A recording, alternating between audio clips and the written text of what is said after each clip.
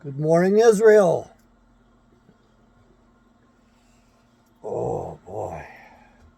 Welcome to Awakening Israel. My name is Dr. John Taylor Kent. I'm a retired psychologist. This is December 24th, 2022. A little bit after 6 in the morning. It's dark outside and it's cold. And this is right after the winter solstice. So each day there's going to be a little bit more light. Now, a lot of us don't really like this time of year very much. And I'm one of those. It's been that way since I was a kid. And I think it has to do with the darkness primarily. But I do think there's another problem. And that is that we're celebrating a holiday that was forced upon us that I don't think is proper or correct. As near as I can tell, the evil ones always do things with good reason, and they choose particular dates. And I think that the birth of Yahshua the Messiah was September 11th. I think that's because when they pulled off one of their biggest scams, when they blew up the two pillars of the temple, if you will, just as they destroyed the two pillars of the temple in Jerusalem. They had names to those. They were named after some of the Old Testament characters.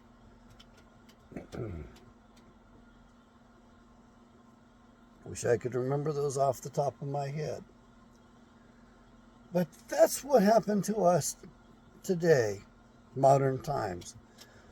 Only we don't have history nearly as straight ahead as what we have in the Bible as to what happened in the temple, what happened in the destruction of the temple. And yet even the history that's in the Bible, and today we've got the Apocrypha out. This is the Red Book. It's really small print. And this is the King James, the authorized King James version of the Apocrypha that was included in the original King James. This is the Old English, and as you can see, I've got some highlighted and underlined passage right there. And what I have underlined, and this just came to my attention by somebody on Facebook recently. It's the only reason I like to be on Facebook is the news that I get. It's far more accurate, and the information I get is far more accurate than what I get on the television from mainstream media. Believe me, if I was president, I'd yank their licenses on day one by executive order. And not only that, I'd round them up. Because I think it ought to be a sin, a crime. It's high treason to lie using the public media. Should be, in my opinion. I know, I'm kind of a hard ass, but that's the way it is. Now, this was brought to my attention as being the first Christmas tree. So I'm going to tell you right now, I did my research. From the evidence I have, it is not the first Christmas tree. It may be actually the first Christmas, but some people are trying to twist this into a crime that did not occur. Now, the crime that is recorded in the Bible is rather serious, and I would have to say it did occur. Now, we also have my other red book out, and this is the New Oxford. I want you to see this in particular, because this is the version to get. If you go on Amazon to buy it, you will find they'll direct you to a newer version, which is inferior to this version. This is the best one they ever released. And this is in hardback.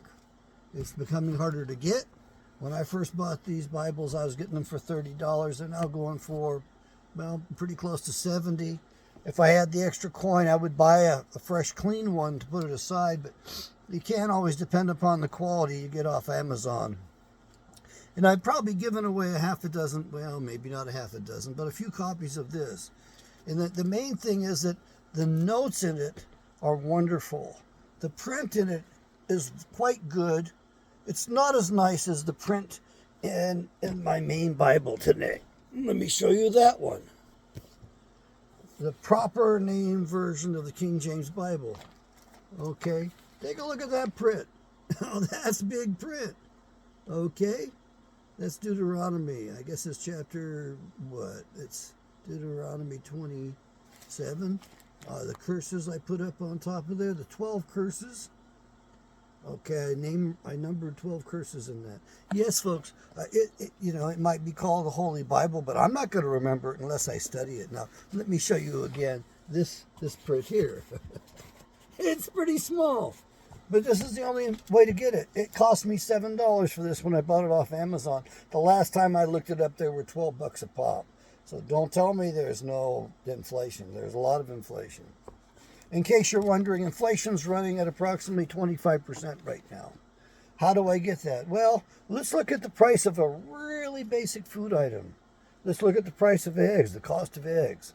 2 years ago, the cost of eggs for an organic 2-dozen package at Costco was $5. That same 2 dozen eggs, last time I checked, was $7.50, which means 50% increase in 2 years. Divided by 2, that's 25% increase per year. Pretty significant. Now look at gasoline. The most I paid was $5.19 a gallon for regular. Back before this stuff started, man, $1.99 wasn't uncommon. $2.49 was pretty common. So gasoline pretty much doubled in price. And it didn't even take 2 years for that. It took a year to do that. And it's come down a little bit. But it's still, maybe $3 a gallon compared to where it was before. So the rate, and then an apartment in the outskirts of the Phoenix area was at $400 a year. Okay, I'm not talking about in Phoenix itself. It was more than that. But on the outskirts, it was about $400 a year. Now it's a month, $400 a month. Now it's $13.75 a month. More than doubled. So, and by the way, a large part of that's due to the fact that we've got so many guests in the country, and our government is very magnanimous. They put our guests up in the best of hotels available. That's why the hotels are so expensive now, is because of the demand. The government is in competition against the people. So if you're one of those people that's homeless, trying to get a hotel for the night, and, oh my Lord, the rooms are so expensive. I mean, Motel 6, what was that, $6 a night at one point? To get a room at Motel 6 on the week is probably $100 at least. And on the weekend, I think they jack it up to $150. All of these hotels jack up the rates on the weekend. It's horrible. It used to be $1,200 a month for a one-bedroom, an efficiency. I don't know what it is now. I haven't checked on it, but I think the prices are just outrageous.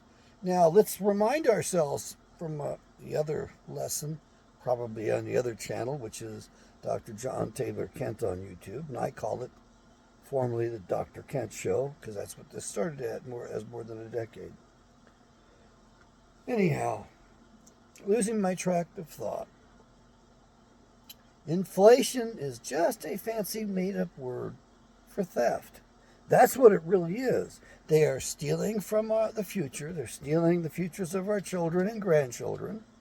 And they're stealing from the past. They're stealing from those retirees who have amassed some wealth, earned their keep, and have retirements. They're stealing from that as well. So it's theft all the way around. Theft from the past, theft from the present, theft in the future. And who is the architect of that theft?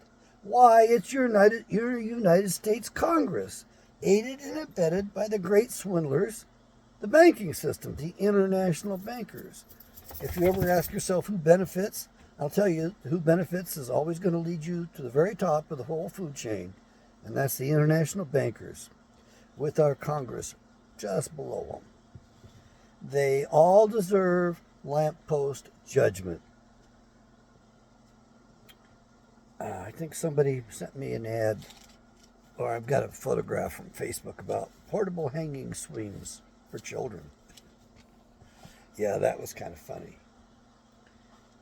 So, I'm going to put this big one aside today.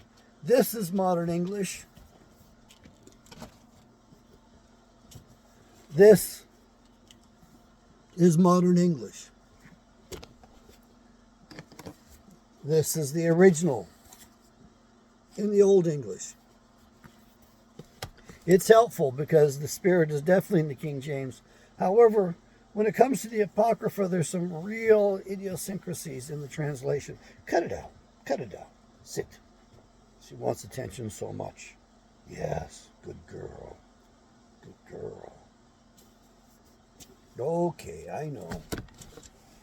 Let me see if I can get the Bible first here on the table. Right. Come on up here. Oh, yeah. Yeah. My last dog never licked me, never gave me kisses. This one, on the other hand, she don't stop very much. Yeah, I know. Okay. And we know what she wants to do. We'll do that when we're done with this. Off, down. Get your bone. Get your bone. She's getting her bone. See if I can get the child distracted a little bit. Come, lay down. All right, now hopefully she'll let me do this. Now, this was brought to me up on Facebook, and the person had a picture of a tree drawn with, what looked like handkerchiefs hanging from it. Those represented what they claimed was, this is the first Christmas tree. And these were children hung in the first Christmas tree. I went to Maccabees in the Old English, which I'm going to read to you. And then I went to Maccabees in the Modern English, which I'm going to read to you as well. And the footnotes in this Bible, the NSRV, the New Revised Standard Version, if I remember right, this is the 2003 publication. And the footnotes are very nice. The size of the print is wonderful.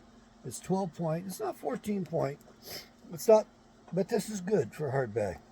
And the size of the print in this other Bible, I think is 9 point. Might be 10. It is tiny. No, it's not. It could be 8. Probably 9. So, the accusation that was leveled is that the first Christmas tree, the children were hung in it. That's not accurate. And we're going to go through this. And I didn't even know this passage existed. And they pulled the Apocrypha out of the Bible because it pointed out who the Israelites really are. It really identified who the Israelites are today, just a little bit too much. The book of Tobit, for instance, what was he? The tribe of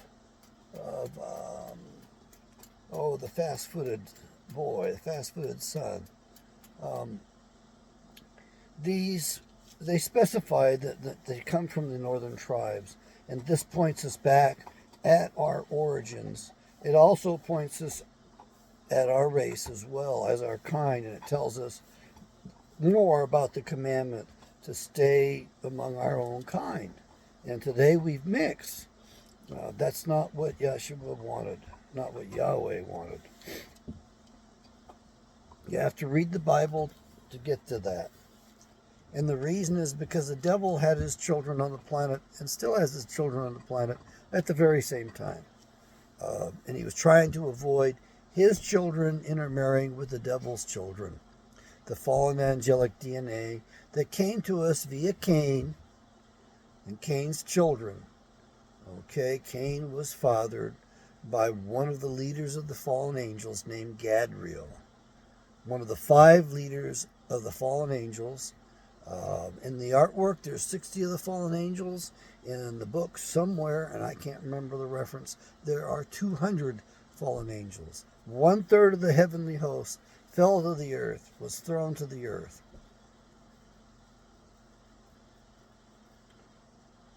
I'm going to start. This also describes Antiochus, surnamed Epiphanes. And this is the first book of the Maccabees. it begins, and it happened after that Alexander, son of Philip the Macedonian, who came out of the land of Chittim, had smitten Darius, king of the Persians and Medes, that he reigned in his stead the first over Greece. So Alexander the Great came out and conquered the world. And this goes into the violations of Antiochus. I think this is Antiochus the Fourth, known as Epiphanes. So this is something I haven't read very much, but you got to get this whole separate book. He basically went after the Israelites and drove them underground into secret. There was tremendous oppression, and Antiochus Epiphanes is one of those who succeeded Alexander the Great. This wasn't done by Alexander the Great. This definitely was well into the time that Israel had become Hellenized. The majority of Israelites at this point, during the time of Maccabees is covering, were driven out into Greece and into the world. They had left the northern house of Israel. They were pulled out by Assyria. They were settled in 3 landmarked areas in the Old Testament, which we'll get to eventually, because those you can look up on the maps today, and they're in the Bible about 5 times. So there's quite a bit of a witness to that. It's one of those things we need to pay attention to. And then from there, the Israelites from the 10 tribes of northern Israel, the house of Israel, did not go home. They were dispersed. And generally speaking, they broke across the Caucasus mountain range at the end of the captivity. So 722, the first Assyrian incursion into the house of Israel, into the northern territory. And there were 3 or 4 incursions. And by the time they were done, the Israelites were out, and some of those from the house of Judah were also hauled out as well. Then they took some of the walls. I think they took the walled cities, or just took some of them. Then the Babylonians stepped in and finished the job and went after the house of Judah. There were only 2 tribes that went back, generally speaking. The Levites, they made it somewhat, and some of the other tribes made it as well, but it's primarily the Benjamites and the tribe of Judah that made it back. How do we know that? Almost every one of the apostles was from the tribe of Benjamin. Only one was from the tribe of Levi. Now, look that up to you to go find it, because I don't want to accuse all the Levites of the sin of one Antichrist sort of fellow. So, we're going to pick up at 1 Maccabees, chapter 1, verse 53. And drove the Israelites into secret places, even wheresoever they could flee for succor, just to be able to survive.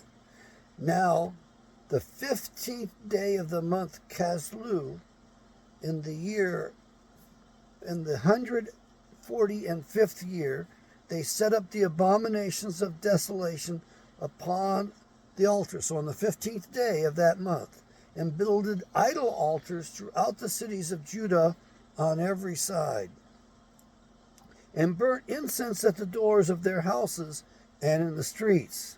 And when they had rent in pieces the books of the law, which they found, they burnt them with fire. So we had a book burning. And wheresoever was found with any of the book of the Testament, or if any consented to the law, the king's commandment was that they should be put unto death. Verse 58, thus did they by their authority unto the Israelites every month, to as many as were found in the cities. Now the 25th day of the month, the 25th, did they sacrifice upon the idol altar, which was upon the altar of God. So they built a new altar on top of the temple altar. They really did something pretty bad. I think that was to Jupiter. I'm not sure. We'll see if the text tells us. but we know it was the 25th day of the month. At which time, verse 60, at which time, according to the commandment, they put to death certain women that had caused their children to be circumcised. Remember, on the 8th day, Israelite children, boys, were circumcised. These women circumcised their boys. They put them to death. They put the mothers to death. And they hanged the infants from their necks, and rifled their houses, and slew them that had circumcised them. Howbeit many in Israel were fully resolved and confirmed in themselves not to eat any unclean thing. Antiochus Epiphanes sacrificed a pig, swine on the altar, an unclean animal. That was the abomination of desolation, according to many. That's what that was.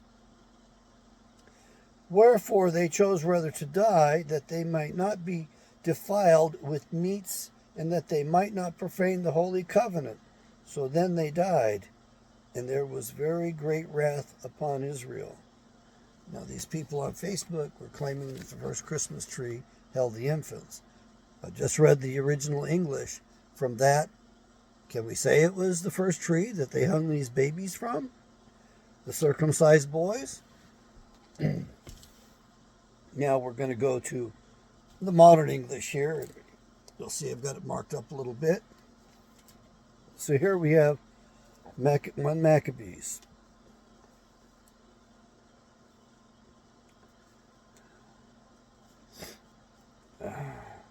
We'll start from verse 42. We'll back up a little bit further. This is highlighted, so I'm just going to read through it. Reading this is more important than my interpretation. 42, and that all should give up their particular customs. All the Gentiles accepted the command of the king. Many even from Israel gladly adopted his religion. So everybody was forced to adopt the religion of Antiochus. Okay, so he come up with his own religion. And the Gentiles, or the heathen rather, that's the word I prefer in this. The Gentiles is not a very good word. It comes from Latin gentilius, which was a Roman term meaning non-Roman citizen. I think it's better translated heathen. Many from Israel gladly adopted his religion. So even the Israelites who practiced the old ways gave it up. They were ordered to. They sacrificed to idols and profaned the Sabbath. And we know some of the idols of the Old Testament were pretty bad idols. They sacrificed babies to them. And the king sent letters by messengers to Jerusalem and the towns of Judah. He directed them to follow the customs strange to the land, to profane Sabbaths and festivals, to defile the sanctuary and the priests, to build altars and sacred precincts, and shrines for all idols, and to sacrifice swine and other unclean animals. Remember in the Bible it says not to eat pork? It says more than that. It's the only animal it says not to even touch. So this was definitely the worst of the unclean animals. You weren't even supposed to touch it. To leave their sons uncircumcised. They were to make themselves abominable by everything unclean and profane, so that they would forget the law and change all the ordinances. He added, and whosoever does not obey the command of the king shall die. 51. In such words he wrote up his whole kingdom. He appointed inspectors over all the people, and commanded the towns of Judah to offer sacrifice, town by town. Many of the people, everyone who forsook the law, joined them, and they did evil in the land. They drove Israel into hiding in every place of refuge they had. Verse 54. Now on the 15th day of Chislev,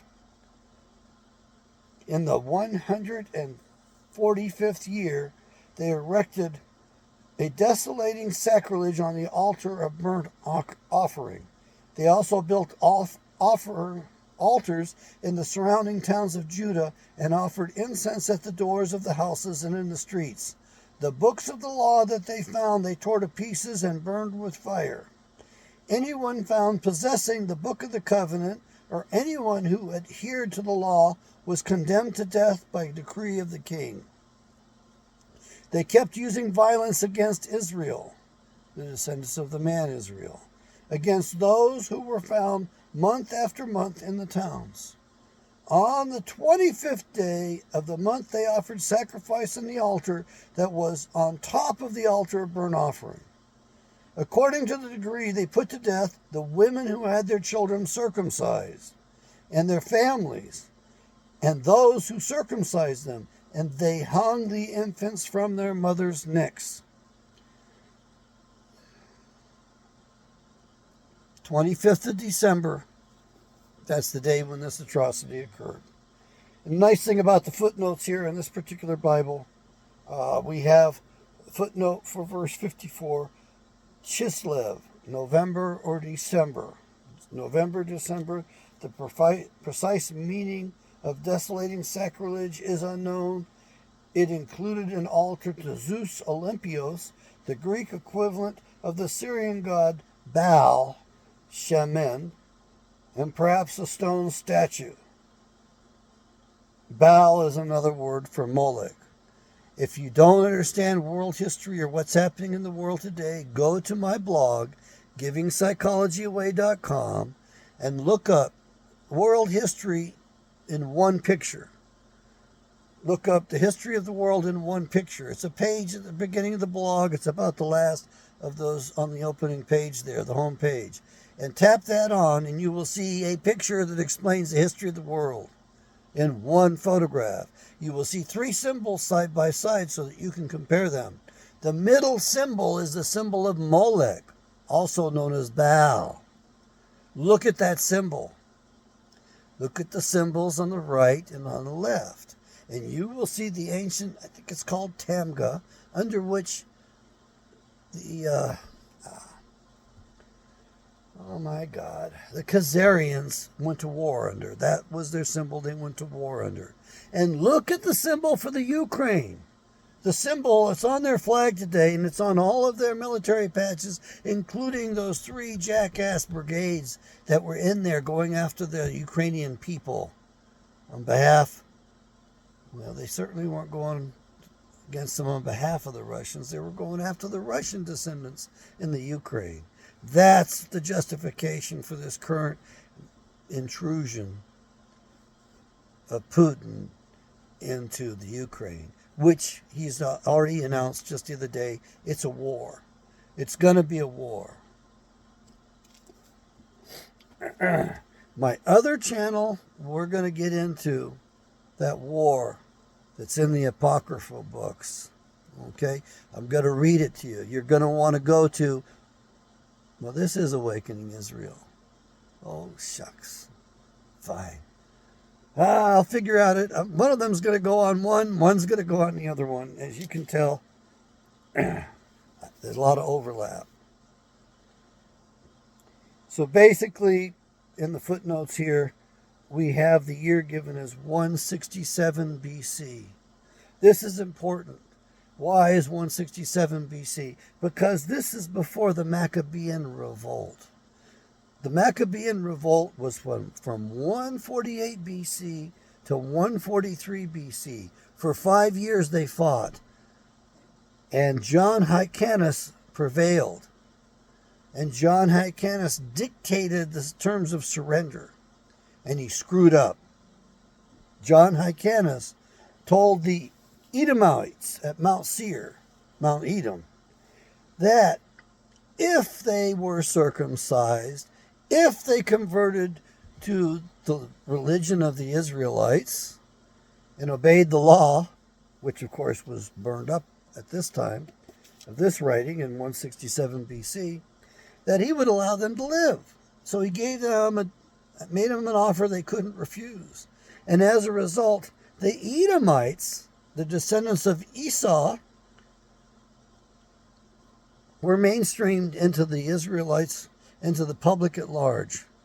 And by the time of Jesus Christ, of Yahshua the Messiah, by the time he was born, Herod the Great, an Idumean, I used to say Idumean because I'd never heard anybody pronounce it before. It's an Idumean. Idumean, who, an Edomite, was in charge and ruled over all of Israel. He was the governor of Israel. So by then, the Edomites were running the show. And how do we know that? Well, when the wise men went into the territory, they went to the governor, which was an important thing to do. You check in with the local authorities, you let them know your business, and you ask for help if you need it. And they were looking for the King of the Jews. They were looking for the Messiah, to worship him. And they had come from the east, from afar. And Herod the Great listened to these wise men and told them, look, when you find him, come back and tell me so I can go worship him too. And the wise men were wise enough that once they figured out what was going on, they didn't go back. The Spirit told them to leave by another way. And as a direct result of that, of them not reporting the whereabouts and identifying the child to Herod the Great sent his men up and had them kill every 2-year-old boy, every boy 2 years and under, put him to the sword. So they killed all of the babies then. That's in your Testament, New Testament. You need to read that. You need to understand that. That's historical. Now, I'm going to put this up on the Dr. John Taylor Kent show. No, I'm going to put this up on Awakening Israel. The Spirit will decide for me. And the other is going to go up on the other one. And that's going to be, we're going to cover the war. The war we're getting into. The war we're already in, which is going to get much worse. At least from the way I read it. If I'm wrong, I hope I'm wrong. I love being wrong when it comes to things like that. Do I think it can be changed? Well, it is written here. But I think it can be changed. We have many passages in which Yahweh, Creator, Father God, repents of the evil that he had in mind because the people repent and turn to him. That happened in Nineveh, and a lot of people were saved in Nineveh. Jonah didn't want the job, didn't like those people, and God told Jonah how many people he had. It was like 100,000 or 200,000 people. Maybe 400,000, but it was a huge number of people. And God told Jonah, they don't know their left hand from their right hand. So do you know your left from your right? I don't think you do. I think I have trouble with it too. Remember, I'm tossed into this national thing just like you are. So you got to join me on both channels today because we're covering the war and we're covering these horrible atrocities. This is probably the first Christmas day. They were not hung from a tree. They were hung from their mothers' necks. Probably the mothers were killed after they were hung. Maybe they were killed first, then they were hung. I think that if I follow logic, you hung the child from the mother's neck to torment the mother while the mother was alive. Then you put the mother to death.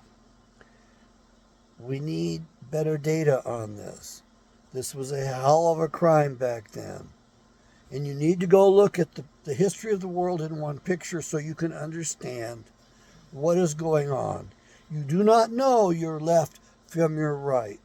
In other words, you're innocent to a certain extent. But you need to go look at the picture at givingpsychologyaway.com and look at that picture. There are 3 minor variations between those pictures. They all represent the same bastards, the same son of a bitches, which did all of this stuff back then. There's another passage in the main part of the Bible that I intended to cover, and I probably will do it tomorrow. And that is so that you people out there who insist we celebrate Christmas will understand how unbiblical it is. So I will probably do that on Christmas Day. And if it upsets you, well, that's just telling you the truth. Remember what it says in the Bible, love, truth, and justice. To which Dr. Kent will add, and the American way. Remember the show Superman? Yeah, I got teased that I was Clark Kent. I think some things happen in reverse. Even the Bible, sometimes I think it's reversed, because we have the fallen angels at the beginning that went into the daughters of men and started this mess. That was the original sin, not Eve taking a bite of the apple and passing it on to Adam. The fallen angels are responsible for the original sin. And in my opinion, that's what Yahshua, the Messiah, came here to correct, was that original sin. And that's what's going to be happening. I know you won't like my take on it. You don't get a free pass and license to do whatever you want. You suffer for every bit of it. I suffer for every bit of it. So by sinning, I deny myself the blessings that Yahweh has in mind for me. So parts of my life, I screwed up by my choices. I'm an old man. I'm trying to tell you, because I want to save my nation. I want to restore a republic. If I can possibly do that, I will. And in case you're wondering what I will demand for wages, I want my inheritance back. I want my heritage and your heritage. I want the land restored to the Kents that was bequeathed to us in 1649 from the king on the Great Bay of New Hampshire. Before the bankers came here and swindled us and stole it all. They stole you and me. They own it all. They trade our birth certificates. They trade us on the open stock market. They set up a whole bunch of fraudulent schemes in order to deprive us of the money and to enslave us. You and I are enslaved. We've been deported.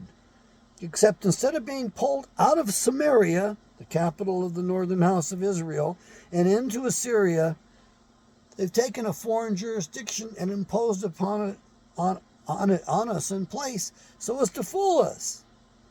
So you will love your captivity.